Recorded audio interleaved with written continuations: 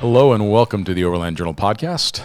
I am your host, Scott Brady, fresh back from a little sailing expedition, and I am here with my co-host, Matt Scott. Who kept his sea, did not get sea legs. Yeah. I stayed on dry land where I belong. That was actually the most bizarre part of it, was after almost a month at sea, getting back on dry land, now I know why Jack Sparrow walks the way that he does, and pirates do. They talk about a drunken sailor. You're not drunk. You just can't walk yet. So, yeah, it was. Oh, and then you wake up in the middle of the night, because I'd been on a sailboat for that long. And I was in a hotel room, and I woke up in the middle of the night, and the whole room was moving like the boat was. It's just, you don't get used to it. It takes about a week to stop falling all over yourself. My question is how does that translate to going to the bathroom? Did you have your first solid on solid ground? And you're did you have to book a handicap suite? So you're that would have been a good idea. That would have been a really good idea. Well, because going to the bathroom on the boat is a challenge, right? Yeah. Because it's all about triangulation. You're trying to triangulate. Yeah, you're trying to have many points of contact. Yeah. Which of course becomes complicated when you're trying to go to the bathroom. Yeah. So, yeah. I would have just went for an aqua bog. You're right on the ocean. What is an aqua bog? It is an Australian term for taking a shit in the water. Oh. Yeah. Well, there you go, guys. This has been educational for all of our listeners. Welcome to Australian Culture 101 with your host. That sounds terrible. Somebody who briefly lived there. Yeah. But it was amazing. I mean, there are so many parallels to overland travel that we're going to talk about at a future episode. We'll get Brian McVickers, who is part of our team and was with me on the trip. And for those who want to kind of follow along with what's happening, it's on Instagram. It's at Kailani Expedition. And the goal was to sail from Long Beach, so essentially Los Angeles. We sailed across the Pacific Ocean, and we ended up at the Aleutian Islands and into the Bering Sea. And the team continued it on after I flew out, and they went on to the island of Attu, which is where they're at right now, which is both the westernmost and the easternmost point of the United States, because it's across the international date line.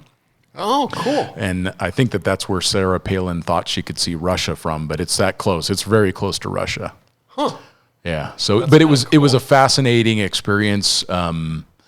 It does get pretty rowdy in the Pacific, but it was not that bad. Some of the videos that you were sending me, I was getting seasick, in Prescott on my couch.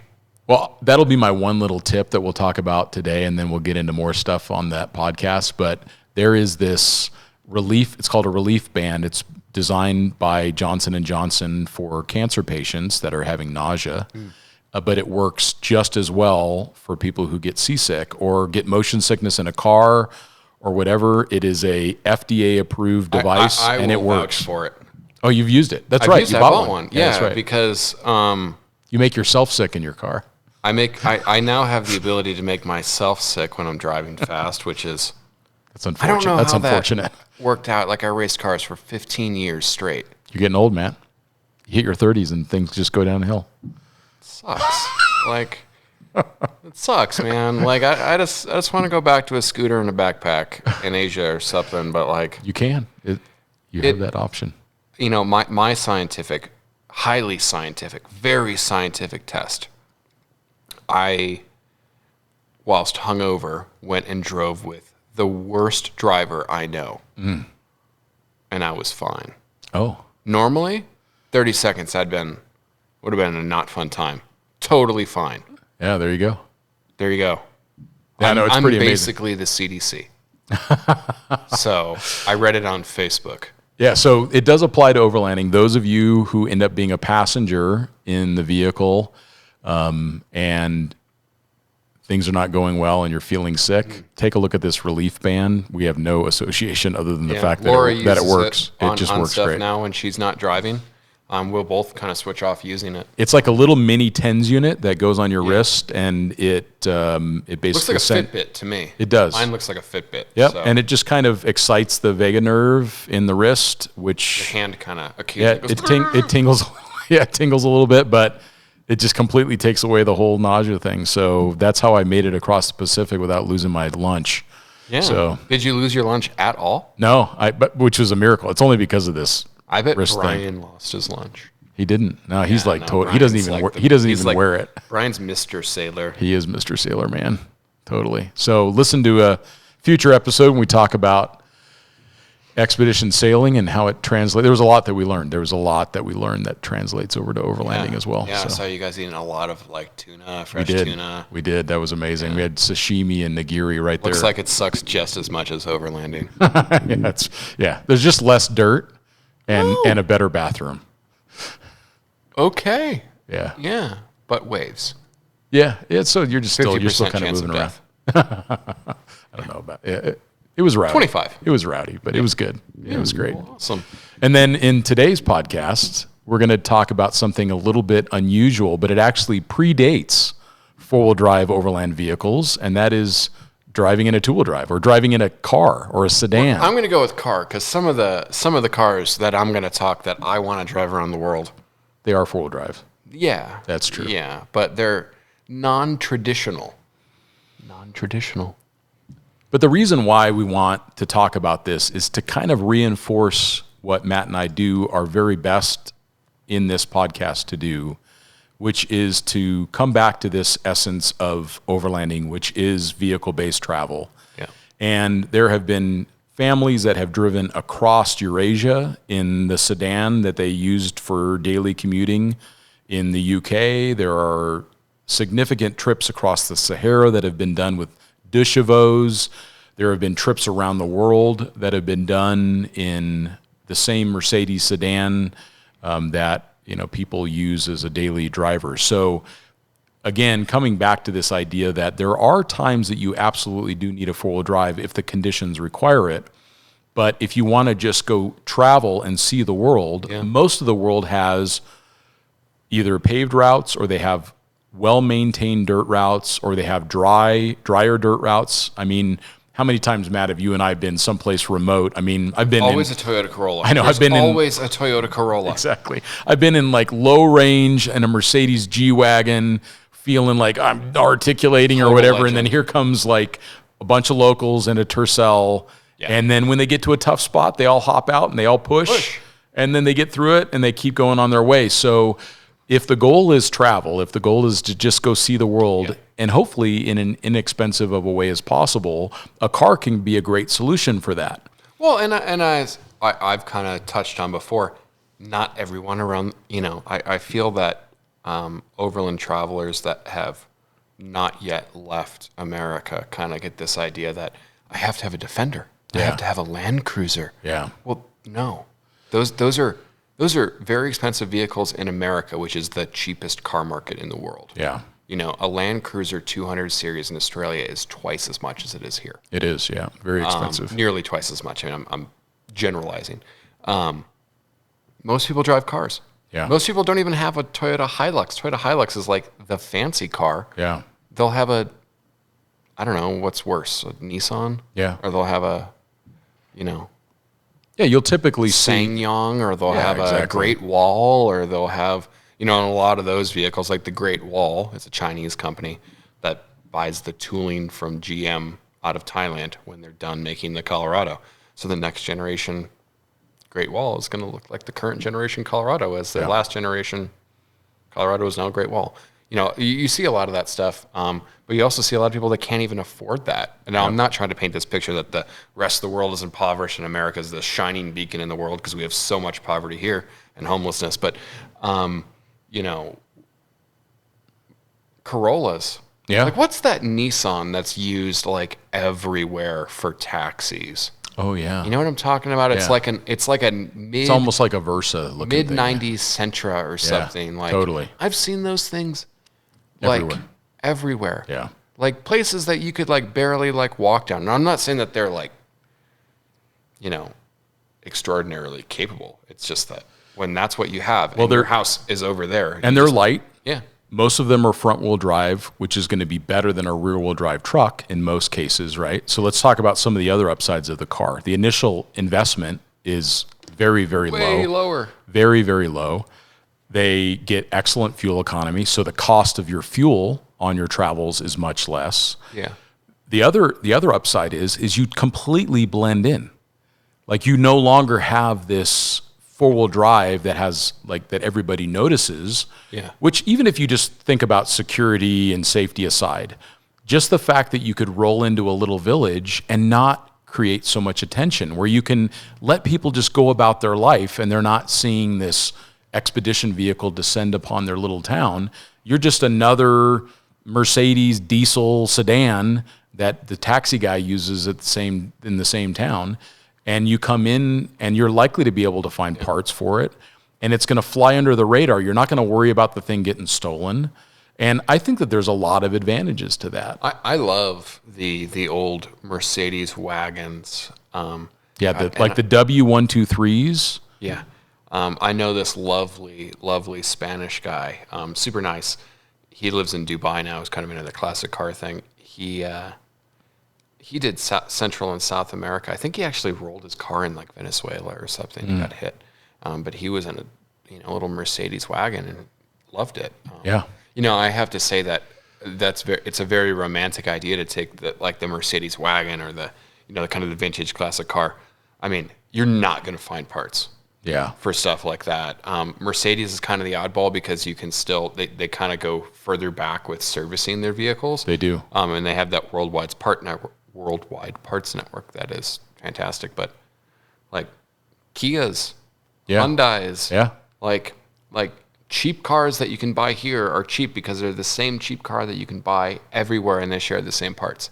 And that would probably be a thing to start with, is look for a vehicle that's available in the United States that's also sold in many other countries. Yeah. And that's probably an example of one that's a little older, is you can get these turbocharged and normally aspirated diesel Mercedes sedans. I've seen them for sale for $3, $4, $5,000. They're made well. They have an OM motor in them. They're made very well. They have an independent rear suspension. You can put a limited slip differential in the back. Not many who listen to this may know Chris Scott, but Chris Scott is literally one of the OG Overlanders.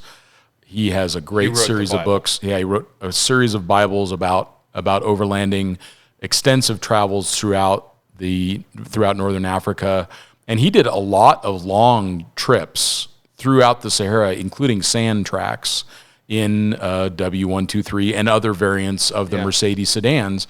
And he would put a very small coil lift on them, maybe about an inch or so, a slightly taller tire, steel wheels, limited slip differential in the back. He would add some very light skid plating underneath to protect the sump and a couple other things. Yeah. And he drove around Northern Africa in the same thing that the taxi guy drives.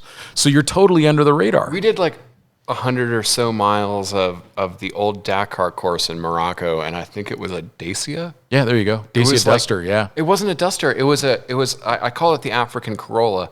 It had a 90-liter fuel tank and a little turbo diesel. Perfect. And it actually it looked like a lifted Corolla. Yeah, perfect. It did great. Yeah. I had fun. It was cool. It was a rental car. It was the most capable car on the old Dakar course in Morocco that day. Yeah. For sure. Yeah. We saw very few other people. Well, what do they say? Every rental car is a four-wheel drive? Yeah. Well, what's the fastest car? Rental car. What's the best car off-road? A rental car. Exactly. Unless you're renting from Nina Barlow, who's very nice, and please don't wreck her rental cars. Yeah, that's right. That's the one exception. Yeah. But otherwise, rental cars, very capable. Incredibly capable off-road. Yeah. So there's a lot of upside to this whole idea of a car, and I think that they get underserved in this idea of doing trips around the world. And if we go back in time, if we go back historically, I mean, Aloha Wanderwell, her 1920s trip around the world, it was the first female to drive around the world. She did it in a Model T. Again, two-wheel drive vehicle. And the roads, I suspect, back then were pretty rough. Yeah. They were probably pretty Probably bad. not so great. The And then- congestion probably wasn't that bad. Yeah, that's true. Yeah, you didn't have to Probably worry about wasn't traffic as running into much. traffic. But I remember when I was getting ready to go on the ferry in France to go over to Tangiers for the Outback Challenge race. And I've got this race prepped Land Cruiser. We're ready to go do this amazing adventure. And all of these little douchevaux, these little Citroen, they're Citroen, right? Or who makes the douchevaux? Yeah, the 2CV. Douchevaux. And then they all line up on the same ferry, and they're going to go basically on the same route. I mean, Are with they some just exceptions. trolling you? Yeah, they were. Well, yeah, it was, That's kind of what I want to do. Is I just want to like, we should just troll other overlanders with douchevaux. let's take Laura's Subaru and go do the Mojave Road. Yeah, exactly. That would be too easy, but But that's a Subaru is a great example. Yeah. Now that we're moving kind of into this idea of the all-wheel drives, but we have seen more and more aftermarket support for the Subarus, and I think they look great. They got fun little motors in them. real cool. But okay, so Laura, my fiance, she has a Subaru Crosstrek. Great car, very well made. Does not have enough power to run the AC sufficiently, Oh, nor does it have enough power to accelerate in a way that I feel is acceptable. yeah. But she loves it. She loves it. But if you think, so let's think an 80 You got to leave them kilometer. stock. Yeah. You got to leave them stock That's because true. she gets 30.8 miles a gallon. I know this because it hasn't changed. But I've talked to people that have lifted these. They do modest tires, or they'll do bumpers, or this. I've talked to guys that get 11 miles to the gallon Out of a Subaru. Yeah. because they're just so heavy and dogged down. So that's the key. If you do decide to travel in a Subaru, maybe consider some skid plates. Yeah. Maybe consider a slightly Keep it uprated simple, spring, but definitely keep the weight off the top. When you see a roof tent on the Subaru, bad idea. Yeah, It's yeah. just going to greatly affect fuel economy, and then you might as well just take a Tacoma with you. Take a Tacoma or a 4Runner. I mean, Yeah. that's the conclusion that I've come to. Very, very modest modifications is a I've good had a idea. lot of but- people ask me, I want to lift my Subaru. And I'm like, what are you trying to do with it? Yeah. Because a stock 4Runner is going to be better at everything and get better gas mileage. Yeah, once you over modify those Subarus, then they really struggle. And then the transmissions get hot. They don't have any low range. CVTs, yeah. Yeah. But they're fun. They're great. I get why people do it. I don't get why people modify them incredibly extensively. But isn't that the case for all of us, right? Like we all like. Yeah. I think Yeah. about my Tacoma, my first calling the kettle Tacoma. black. Yeah, I completely over Your modified first that. Tacoma was fine. It was like 7,000 pounds. It was terrible. I always run into these Tacomas on the trail that will like they weigh as much as a full-size truck, Yeah. and then they get worse gas mileage, fuel economy. So I think it's that same path. Like you start off with a Tacoma. When it's stock, it's super capable. It exceeds all your expectations. It gets pretty good gas mileage. Yeah. It's super reliable. And then you start to try to make it something like an expedition vehicle, and they're not suited for that once they get heavy. Yeah. If you keep them really light, then take them around the world, absolutely. But it's the same thing, I think, for the Subaru. If you get like a Forester, lots of space on the inside, you could easily sleep inside it. Maybe you uprate the springs a little bit to give you just a little bit more clearance. See, I look at it the opposite way. I don't think that you touch the Subaru. I think the Stalker. Subaru is the factory upgraded car that you wanted. Yeah, true. So if you were to take the Mercedes or the, whatever car, Corolla, yeah. Corolla, and you're like, okay, well, I'm going to put a little bit bigger of this, a little bit more of this, whatever. No, that's just a stock Subaru. I mean, Yeah, a stock that's true. Subaru has like 8 to 9 inches of ground clearance. 9 inches, yeah. Yeah. Amazing. So I think Oh, that's a good point. you just leave it, and then you drive it, Yeah. and then just you drive it back, and then it's just another Subaru that you get that to go you sell either- on eBay. drive, into the ground. Yeah. And it goes to like that place in Oregon where all Subarus go, where they're fed kombucha and IPAs. Very Yeah. Oregon. Yeah. That's where all Subarus go. I didn't know that. Cats go to the farm. Subarus go to Oregon. Sorry. I That's like. going to trigger some people. Some people have had their parents tell them that the cat was going to the farm. It didn't go to the farm. I was told that the cat was going to the farm, and then I found out it actually did go to a farm. Like, really? Did it really go to a farm? Oh, and that's what my mom told me. And I'm realizing that maybe she was just trying to cover her tracks. Yeah, cats never go to the farm. I'm So sorry. Kitty didn't go to the farm? Kitty didn't go to the farm. No, I just like to make fun of Oregon, mainly because of Caleb Wallace, who's a friend of mine that now works for me. He's from Oregon, and he's young, so he catches all of the flack in our office. All of the Oregon And he jokes. drinks kombucha, which is... Yeah. Don't you drink that shit? Yeah, sometimes. Like when I feel like my gut needs a little boost. I don't know. That's what I tell myself. Because they don't really taste that good. So you hope that what you're doing is healthy. So I do those Yakult probiotic things. Because you are getting older, Matt. Well, okay. This is because I'm a sucker for advertising. Is we went to this baseball game in Tokyo like 2 years ago, and now I'm a fan of the Tokyo Yakult Swallows. Like, interesting thing, every baseball player has their own song and chant, and it's wonderful. They have these little lovely Japanese girls that walk around with little beer kegs on their back, and then you get fresh draft beer. And like these lovely Japanese people were sharing snacks with us. It was the coolest experience ever. So you went to a baseball game in Japan? Oh yeah, we love going to baseball games in Japan. I think that would be amazing. That's like one of my things that I'm doing post-COVID. Baseball game in Japan. I would love to do that. That's I have a great like all idea. these obscure Japanese baseball shirts. Like one of them's green and it has like the Yakult Swallows little bird on it, and it has all this Japanese stuff. It could be like, I don't know what it says. It could be saying something very derogatory about me, and I wouldn't know. Kind of like the tattoos that people get in like the Japanese Chinese. or Chinese, and it's like, silly American or whatever it says on it. yeah. That was my politically correct interpretation of that. Moving on. Back to Subarus. So I do think that the Subaru is a good idea. Yeah. And you see them everywhere in the world. Just get a stock Subaru. Make sure it doesn't have terrible tires on it. Yeah. Quality tires. Just like Put fuel in it. go. Yeah, exactly. It's really actually quite simple. So what other practical solutions would there be on the car side? I mean, Bentley Continental GT. yeah, we got to get into the fun car ideas. Yeah, but I don't want let's to talk think about about boring stuff anymore. Okay. No, let's talk about boring stuff a little bit more. I'm trying to think about, because there were some Tercels that were all-wheel drive. You know, there's Astrovans, people have minivans. Like, why don't people have done people- some serious Astrovan people travel. will wax poetic about taking a two-wheel drive Vanagon somewhere. Yeah. But like, my friend Zach has this lifted Toyota Previa. He was like 18 when he got that thing. Yeah. Probably from his mom, because Yeah. it's a Toyota Previa. He's done Smiley Rock. He's done like all these trails. He comes out with us.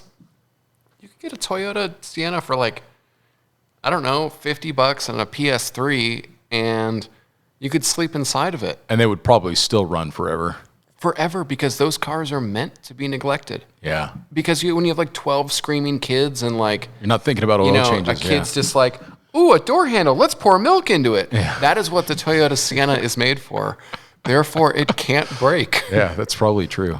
And the fact that it survived Zach to this point. Yeah. Zach is a lovely young man. He is a lovely young man. Yeah.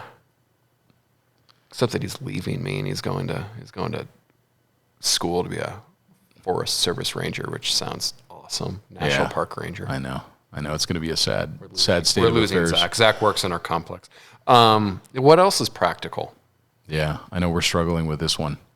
But there are all-wheel Today, drive cars that are practical. Asking unpractical people practical questions, we're asked about practical cars. We don't know anything about practical cars. Yeah, we tried. We tried. We did try. Okay, Bentley Continental GT? Yeah. Okay, so seriously, that's what I want to drive around the world. You can buy a very nice Bentley Continental GT right now For less than the price with 30,000 miles. of a For Gladiator. less than a Tacoma with 30,000 miles. Yeah. I'm just saying that. Yeah. That's true. And then you just put like 2 Russian flags on the front of it, and then you just drive around the world like a Russian oligarch. Yeah. Or Jeremy Clarkson. Did you watch that Madagascar special? No, I should have. Did he take a Bentley Continental GT? He took a lifted Bentley Continental GT with 4 Max Trax Extremes on the top across Madagascar. And now he has it on his farm show, and it like rips around the farm, and apparently it's been flawless. It's amazing. That is amazing. And I want it. Yeah. If only I could have a Continental GT. Yeah. But yeah. But maybe that's it. Maybe that's because people look at something like a Continental GT or maybe an Audi all-wheel drive car that's like a really nice performing vehicle, and they seem kind of out of reach. Yeah. But the reality is a lot of those things depreciate so quickly that you could buy this beautiful driving sedan that is designed for bad roads. I mean, if it's going to be sold in Russia, it needs to survive bad roads. So something like a Continental GT, I bet you, with some good tires and... I think for me, Bentley is like a sentimental brand. When you look at like Peking to Paris, even the modern recreations, there's always, probably not Bentley blowers, but, 3-liter Bentleys and 20s and 30s stuff. They were used as overland vehicles way back when because he didn't have the infrastructure. Well, if you look at Lawrence of Arabia, Rolls-Royce. That was a Rolls-Royce, 2-wheel drive. You can get a Rolls-Royce. It's not the Corniche. It's the Silver Shadow 2. Okay. For like $5,000 if you look. Like for what some people pay for rooftop tents, you can get a Rolls-Royce. There you go. And you can sleep in the back seat. So maybe that's the direction we should go in this is like, what is the most obscure, crazy thing that you can drive for the cost of a new roof tent? An outfitted Tacoma. An outfitted Tacoma. I mean, but that's a lot of money. An outfitted Tacoma is $60,000 now. Yeah, that's right. At least realistically, yeah. So that opens up pretty much any car. I had some people telling me in Southern California that they were selling Tacomas for $20,000 over sticker for the TRD ones. Yeah, because they just aren't available. It's crazy. Yeah. Like the local Ford dealer has like that Bronco Sport, which is really just a Ford Escape and drag. Mm-hmm. They wanted a $5,000 market premium for that. It wasn't even like the cool one. Yeah. It's just like a car that you can currently actually buy. Yeah. And it was $5,000 over. Yeah. They say 30% increase in used car prices in the last year. Yeah. So. My friend Yusuf sent me this graph of everything. Yeah, it's nuts. It's out of control. 37% year over, Well, when I just got the GMC AT4, they were just not available in any close configuration. So I just figured I'm going to order it. And then I waited the couple months and it showed up exactly how I wanted. And I think given the fact of used prices, you just buy a new one and wait and get exactly what you want. What I would love to see happen from this, regular listeners of the podcast will know that I buy and sell cars all the time. I'm good at seeing market trends, and I'll buy a car, drive it for a little bit. Particularly lately, cars are going up. Yep. You buy something desirable before it's desirable, and you have a free car. That's what I do. But I hate buying cars from dealers. It is the worst experience. It is. It's very rough. Ever. And I wonder if the auto industry was smart, why not just go on the website, I want this truck, and it shows up to your house like Teslas do. Yeah, that'll happen. Isn't Carvana that way? Carvana's used cars that does that. There's a few like that. And people are having great experiences with that stuff. Yeah. They're buying off-lease vehicles that are in good shape, low mileage. They show up on a truck, on a tow truck, and they put it on your driveway. And you can take it for a test drive. If you don't want it, they'll take it back for you. I think there's like a small fee or something, but it beats getting put into the room with the little finance guy who's like, well, if you don't buy this protection package, we're not going to be able to give you a good interest rate. Yeah. Like all of the just crap games that come along with it. There's got to be some expiration date to that torture, I think. Like have a service department. Yeah. What happens when cars are becoming more and more and more reliable? Like when I was working for Land Rover over 10 years ago, even at that point, they were basically realizing that they needed to redesign how a lot of their dealerships function because they were used to having so many mechanics and so many cars working on them. Yep. Using Land Rover as the obvious example. Well, now Land Rovers become a lot more reliable. Yep. And they don't have as many service guys. So cars continue to get more reliable. When's the last time your cell phone just quit working? Yeah. You know, like we used to see all of those cell phone repair shops. Yep. You don't really see those that much anymore. Because they're waterproof now. And the phones are waterproof. You know, they have the crazy glass. Yep. You know, when we start looking at electric cars, like what is the point of the dealership going to be? Yeah. It's going to be very different. I mean, even like you said with Land Rover, I remember talking to Ray Donardi from Land Rover Las Vegas, and he said that... Great guy. Yeah, amazing. If you're going amazing to buy a new car, that's the guy buy it from Land Rover Las Vegas. Exactly. And I remember talking to him about Land Rover reliability. He's like, Scott, I have 1/3, 30% of the techs I used to have. Yeah. So that means if you just take that as a simple translation, that Land Rovers are now 2/3 better in reliability than they used to be. So cars are so much better. And that's why I think, like, even this idea of taking cars around the world, I mean, we're seeing, think about all of the two-wheel drive vans, like you said, the Vanagons, and like, I don't think that we have to wrap our heads around so much. If you want to drive to Ushuaia, you can drive all the way to Ushuaia without needing a four-wheel drive. That is guaranteed. Now, you may get into a little bit of snow, so you have to pay attention to that. So drive it in the right time of year. But the reality is, if the goal is I want to go see South America and I want to do it as inexpensive as possible, you're probably better off doing it in a car. Yeah.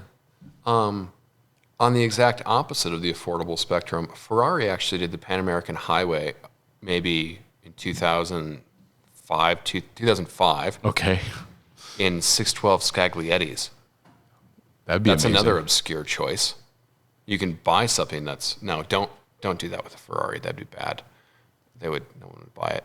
But I'm just saying, in 2006, it was possible to take a very long wheelbase, 4-seat, front-engine V12 supercar from Ushuaia to the United States. Yeah, totally. And the thing is there's also some really great roads along the way. So, I mean, I think about... You're changing what you're doing. Yeah. You're going to focus on the coastal routes and these beautiful... I mean, I think about the time that I rode some Moto Guzzi's in Italy, and we did some dirt with it. Yeah. You know, when we were in Sardinia, we did some dirt, but I don't even remember. I literally don't remember the dirt because the roads were so magic. It was a high point travel thing for me. It was just absolutely glorious. And to do that like in a Bentley Continental GT or in a Subaru, right, would be super fun because you could haul butt going around there. Yeah. I mean, there's the list of obscure vehicles that have done, you know, traditional overland routes is pretty significant. It is, yeah. There's a auto journo in Australia that took an R8 to Birdsville. That's right. We featured that in Overland Journal years ago. Yeah. You know, there's did Big Red with it. Yeah. There's all kinds of crazy things that you can do. I mean, obviously, like that's not this. We are delving into the world of an exhibition. Total esoteric stuff. Yeah. Like it's, but you know, again, let's work on that $60,000 budget of a Tacoma and all of the stuff that you need. Mm-hmm. Now, I guess the benefit is that you then do have a place to sleep. Yep. But oftentimes you're paying for places to sleep. Yeah. Especially if you're in populated areas on the Pan American, like when I ran Panama Passage, like that was the place to camp in Panama City if you needed to do all your stuff. I don't know. 9/11 could be cool. And there's been I'm sure there's been a lot of around the world trips done with 9/11s. The guy behind Fort Hill for Coffee did the Peking to Paris in a 912, which for the Porsche unwashed, that just means it's a 4-cylinder 911 from, I don't know, I guess those are 60s, 70s. But there's a lot that you can do. Because they're kind of like a Volkswagen Beetle. They're kind of like a Volkswagen Beetle, right? They're a rear engine. Yeah. rear-wheel drive, very lightweight. I've seen, and we've even seen them modified, which, that starts to look ridiculous. Well, that's why you start to see like the Rally 911s, like the Safari, like Kevin Marshall has that Safari 911. Yeah. They just did that whole like several 100-mile off-road trip with all 911 air-cooled Safaris. So fun. No problems, because they're very well-engineered cars. Yeah, right. Now, 911, if we were having this conversation 5 or 10 years ago, you could have bought an air-cooled 911 for like the gum on the bottom of your Birkenstock. For this used Birkenstock, yeah. I could have gotten an air-cooled 911. Now they're like $100,000, yeah. Yeah, like a good one is just crazy. But there are also not so collector 911s that you can still get for a bargain. Like what? What would be some good examples of that? Well, I mean, right now it's tough, but the 944 is still even though it has quadrupled in value, it's quadrupled in value from like $2,500 to $10,000. Sure. The 912 is still a decent value in that space. The 996, which is a water-cooled car, is going up in value. I think they hit this point where they were old enough where they weren't cool, and then they still cost a lot to maintain, so they dipped, and now people have maintained them, and the prices kind of have gone back up. Yeah. And now for a quick break from one of our supporters, Onyx Off-Road. If you're driving or riding on dirt this summer, don't leave home without the Onyx Off-Road GPS app. For less than a tank of gas, get access to 550,000 miles of trails and roads and 985 million acres of public land for camping, fishing, exploring, and all of your outdoor adventures. Onyx Off-Road maps are fully interactive, meaning you can tap anywhere on the map for detailed information. Check out featured trails for trail descriptions, photos, difficulty ratings, and more. Your maps will even work without cell coverage, so you never have to worry about getting lost. Go to onyxoffroad.com and use the code OJ at checkout for 20% off right now. Thanks, Onyx.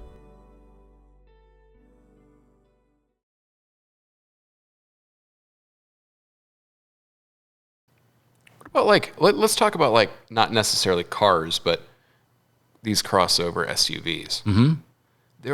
That is, if you think of, if in the 1980s, the average shape of a car probably looked like a Crown Vic. Well, now it looks like a Audi Q3 or a Volkswagen Tiguan, or they all look the same. They all look the same, right?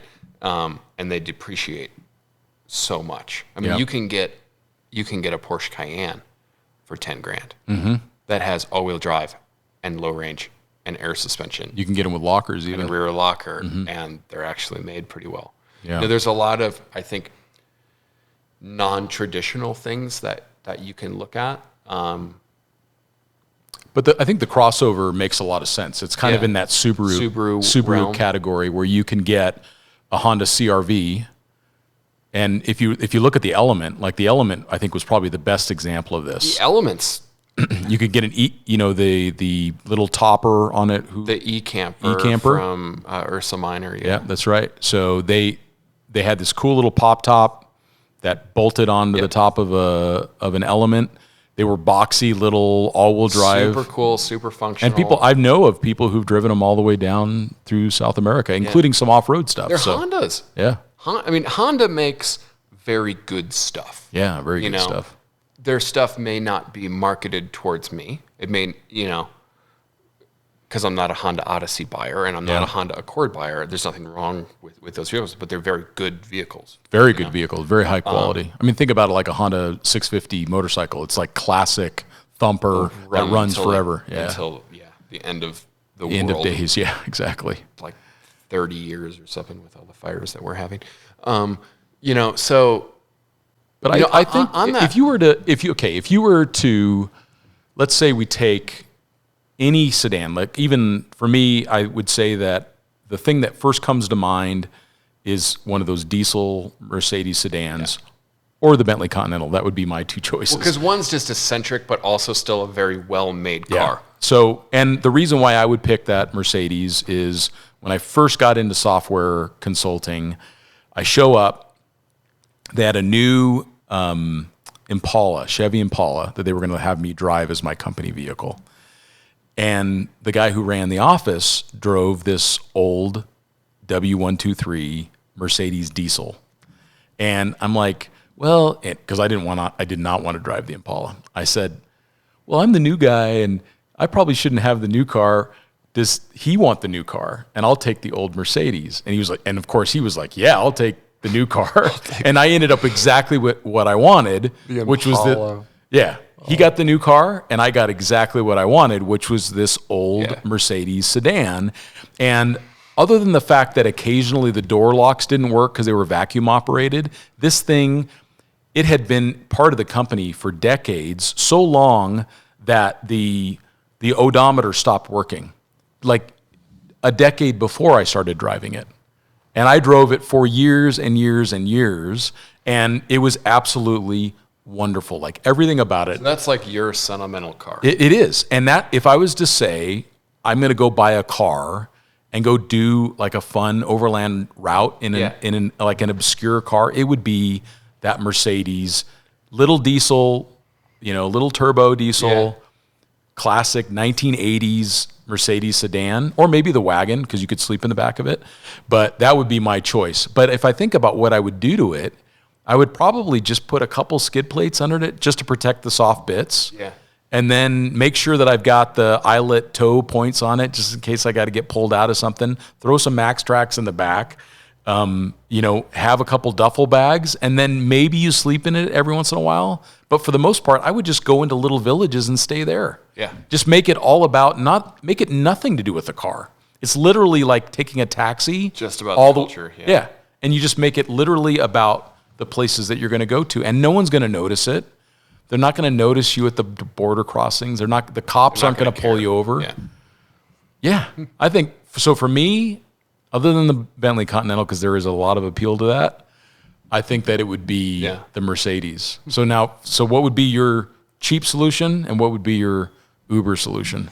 I have to think of this because, like, I joined Expedition Portal when I was like 14, so my entire life has just been overland trucks, or stupid sports cars. So, what do we define as cheap? Like, what's my ceiling here? Let's call it 12 grand. 12 grand. Because I think that's about what you can get those Mercedes. A nice, clean Mercedes and car. it like has to actually make it to, let's just say Ushuaia. Yeah. Miata. That would be fun. 100%. That would be perfect. Pick the thing up if you get stuck. That would be perfect. Treat it like a motorcycle trip. That's probably what I would take. That would be so fun. And then just stay in cool little hostels and hotels and eco resorts or whatever. Oftentimes when traveling, I've found probably the cheapest way to do it is in hostels and the occasional hotel with, augmented with a backpacking tent. Yeah. All of that is 100% doable in a Miata, and they're very reliable. They get crazy good gas mileage. If you're Emmy Hall, you can lift. She does have a cool lifted one. That's right. You guys got to check out Emmy Hall on Instagram. She's got this lifted Mazda Miata, and she's an amazing human being, a journalist. We both know. Accomplished racer, accomplished journalist, writes for CNET. So, what would my crazy? I like the Miata one. That's good. My expensive car that I would take around the world would be a 911. That would be sweet. That would be so sweet. So legit too, right? Yeah, they're very practical. They're very well made. That would be it. Is it? And you would want a recent one, or you'd want an older 911? They're all good. Yeah, that's the thing. So then, if they were all good, what do you think would be the solution? I have very little experience with air-cooled cars. I've never owned one. Yeah. It was actually the first car I drove was an air-cooled 911 with my uncle, but that's the last time I drove one was when I was very, very, very young. So yeah, I would probably go with a 997. Okay. So what year time frame is that? That's 2005 to 2012. Okay. They're a little bit higher. Okay. Their overhangs are a little bit less. Are they coil sprung cars? Or are they air? Or how do they set up the suspension on it? They do have coil springs. Yeah. No 911s, to my knowledge, have ever had air suspension. Okay. Although some of them have that front lift. You press a button and it usually raises it about 50 millimeters. Okay. Yeah, some of the newer 911s are just so low to the ground. That's my concern, yeah. That would be a problem. Where like a 997, you could buzz around in one of those pretty easy. And you'd go coupe or soft top? What would you go? I would do a coupe because I'm not a psychopath. I wasn't aware of that. I don't know anybody who drives cabriolet 911s. Okay. They're just like they're driving the same car, yeah, but they're not the same people. Gotcha. It's like okay. It's like Think Land of it, Rovers. We've learned so much today on this podcast. Yeah. Opinionated Matt, as usual. So there's Land Rover people. Okay, there's the people who buy Land Rovers new. Right. And then there's Land Rover enthusiasts. Right. And they're rarely the same people. They are not the same people. Yeah, that's right. Right? That's coupe versus cabriolet in the 911 I gotcha. world. Okay. They can sell for half as much. Like they're I don't want to say they're undesirable, but the cheapest 911s are always the convertibles. Interesting. Convertible automatics, the Tiptronics. Gotcha. Yeah. Okay, this is good to know. So, until they went PDK. Okay, so Matt's really into Porsches. I don't know what a PDK is, so tell me. Porsche Doppelkupplung or something. It's a dual clutch Porsche gearbox in German. Because in American we would just say dual clutch. Yeah. In German it's 87 words put together. So many syllables. Yeah. Love those German engineers though. Yeah, they make amazing stuff. So it would be a 911 for me. It'd be a manual. Did they make a 911 all-wheel drive? They do. Every 911 since 89. Okay. With the 964 has been available with an all-wheel drive. So would you system. do that? Would you go with an all-wheel drive just because of snow and you want to go skiing? Maybe. Yeah, like a Carrera 4 or Carrera 4S would be really fun. Again, I don't have much experience. I did drive Brian Doerr's 911 Turbo, which is turbo engine, but it would be the same chassis and driveline. That's all-wheel drive, isn't it? Yeah, I just like the way the rear-wheel drive ones go. Yeah. I'm only saying this because you already took the Bentley. Well, you can pick the Bentley. Okay, so let's talk Bentley here. Air suspension. It's true. The little center console right in front of the cup holders. You've got 3 different ride height settings. You have different shock settings, and this is for the older ones. You have a V12. You have actually it's a W12. It's essentially W12. Sorry, yeah. It's essentially 2 VR6 Volkswagen Scirocco motors with a common crankcase. Oh wow! The engine was actually initially designed to be a W18 for an Audi supercar project, and then it got shortened into production into a W8, a W12, and a W16 for the Veyron. Wow. It's good to know. It is fascinating. The things you need to know in overlanding. But okay, yeah, so you can put a light truck tire on those cars. They are so big and so heavy, they ride on SUV tires. Unless you decide to go for performance summer tires. I mean, you can put a Pirelli Scorpion tire on there. So that's a huge advantage to that vehicle. You have the air suspension, so you can run up to 45 mile an hour with a 2-inch lift. Wow. That's huge. They're very well made. They look fantastic. They look fantastic. They send all of the wrong signals.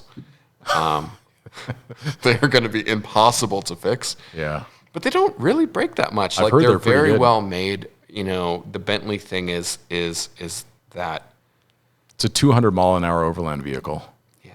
that you can get for less money than a used. What generation Tacoma are we on now? 3rd gen? Yeah. Okay, so I have a buddy at the Windsock in Prescott that I drink at. He just got a 2015, like TRD Sport or whatever, nice truck, with like 40,000 miles on it for $36,000. Go on Google right now, and I guarantee you that you can find a Bentley with less miles for the same or less money. And you have a W12. And you have a W12. And you can go 200 miles an hour in it. Yeah. I mean, we're just on a track, of course. Listen, or we have been given a license on this to be obscure. Yeah. We're talking about cars. Yeah. Like, if you want practical advice, get a Subaru, get a Corolla. We covered that in the first, 4 seconds of this podcast. So when I get tweeted at, Matt, you're so pretentious. Yeah. Yeah. And, well, because we're talking theoretical, right? So if you're theoretically pretentious, that's just because you're having fun with an idea, right? I mean, I did theoretically own a Bentley for a while, but I did theoretically also make money on it. Yeah, so it didn't cost you anything. So it's not pretentious at all. It's smart. I took it down Last Dollar Ranch Road in Telluride. That was kind of fun. I did have 22s, though. Ouch. I didn't like the 22s. But it had Pirelli Scorpions on it. I don't know. Because it's a heavy car. They're they weigh as much as a G-Wagon. They are eligible for Section 179 rapid depreciation because they are considered a commercial vehicle. They're that heavy. They have a gross vehicle weight of over 6,000 pounds. Mm-hmm. That's why many people own them. That's why. Yeah. So we've now talked about our cheapest and our favorite. What would probably be the best, though? Like, if we were to not do the cheapest and not the ultimate. The best car that you could buy today to drive around the world, in my opinion, E-Class E450 all-terrain wagon. Yeah, there you go. E-Classes are sold everywhere. That's new. And Mercedes is serviceable essentially in any country of the world. Yeah. They're driven by diplomats. They're driven by taxi drivers. They're driven by politicians. Mm-hmm. So, what would the cheap one be? Corolla. Yeah, either that or like a RAV4 or a CRV. I think those would be really nice choices because they are a little bit taller. Yeah. You can do some sandy tracks and things like that. Laura had a RAV4 when we lived in Ridgeway, and really nice little car. I'm going hiking here. Like, you drove up that. Oh, okay, cool. You're at Bridalveil Falls. Oh. Exactly. Okay, so you don't need a Jeep to.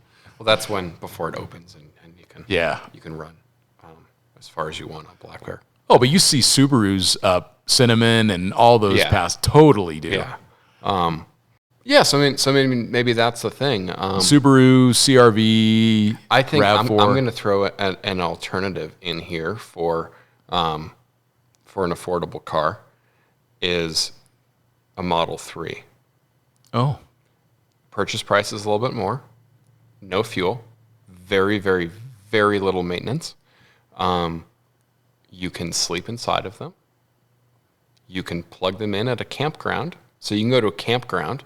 Okay. And you can get, like Bruce Dorn was telling me about this guy that he ran into somewhere on the Navajo reservation, had I'm going to say it was a Model 3. Okay. Because they're all-wheel drive. Yeah, so he'd go and he'd get his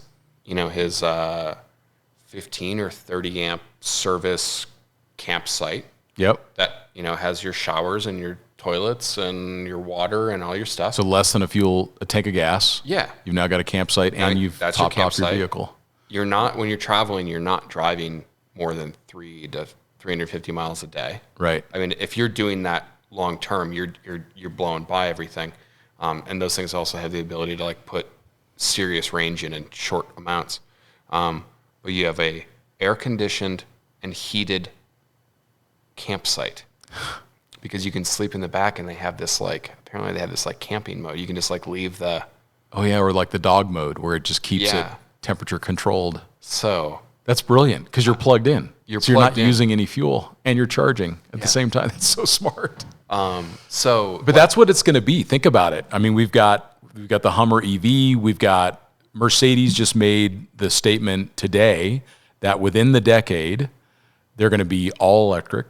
Interesting. In their sedan, all their cars will be electric. The new EQS just launched. Bassam was out in Zurich.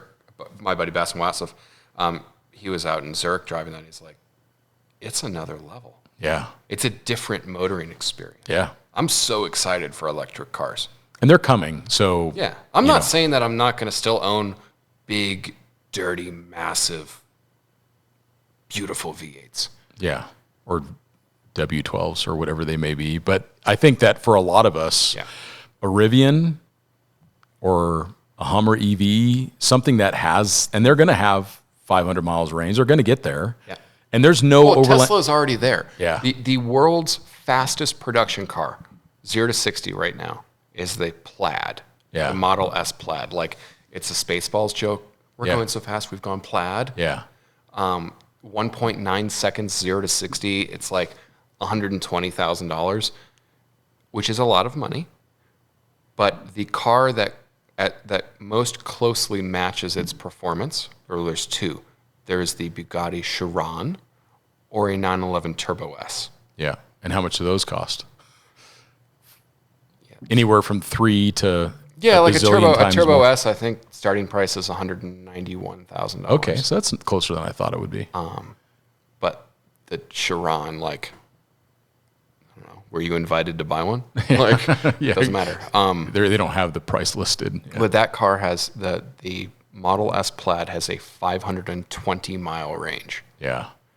So soon we're going to be at the point where, like, all electric cars have to beat is what humans can drive in a day. Yeah.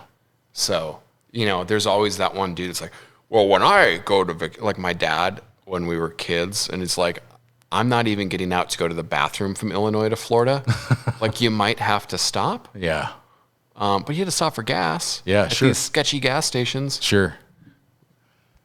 Yeah, you have to Gasoline stop all over. and eat, So you stop, you plug in your car, you eat a nice lunch, and then you get back in it, and off you go. Yeah. That's going to happen. So, and then the fact that you could be in camping mode with the AC running, the heater running, totally comfortable inside it, that's going to be awesome. Well, supposedly the Cybertruck's going to have that little, the option for the camper on the back, if we ever see that. But, the Rivian is very, very appealing to me. Yep. And the Bezos space thing that just happened a few days ago, he drove out to the launch site in a Rivian. Did he? Yep. That's kind of cool. Yeah.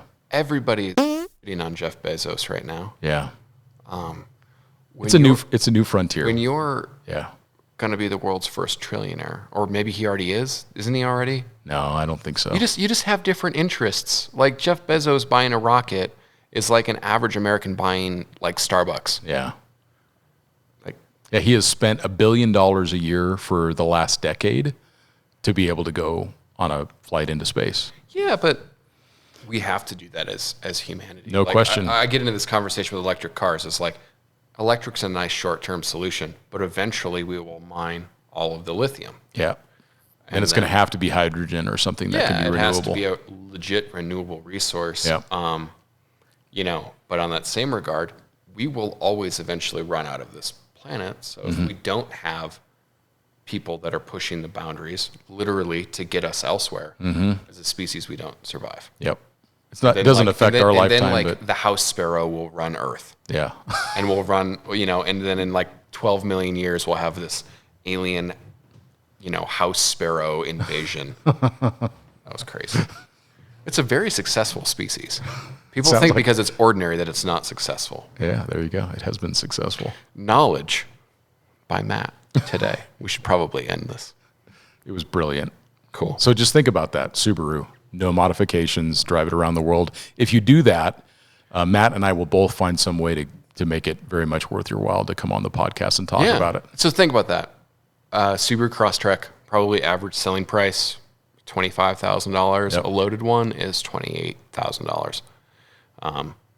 You can drive it out of the box. You don't have to buy tires. You don't have to buy anything. I mean, maybe buy some. I think Falcon's got those Wild Peak slightly more tires. aggressive, Like, yeah. I'd probably do that. Couple little skid plates. Couple skid plates. Drive it to South America. Drive it back. Yep. And then you're going to sell your $28,000 Subaru you bought new with 50,000 miles. You're going to sell it for like 27 right now, or it's a used car, so probably like $800,000. Yeah. And use all the rest of the money to do your trip. Yep, You know, exactly. Think of what a Tacoma could cost. Yep. Even a used Tacoma. It's just worth considering, and that's why we wanted to talk about this on this podcast, is we don't always have to have the most extreme solution to an average problem, which if the problem is I want to drive from here to South America and I don't really need to do a lot of off-roading or I don't really care to, then start off with something that's really comfortable to drive on the road and is going to cost you a lot less money. Yeah. And you're going to kind of have a different experience than looking super expedition-y. Yeah. Which I think is a good thing. Yeah. And thank you all for listening. And care, send us some feedback or ideas. If you've got your ultimate car or you've been driving your ultimate car down to Ushuaia and you want to send us some pictures and a little update, we'll talk about it on a future episode.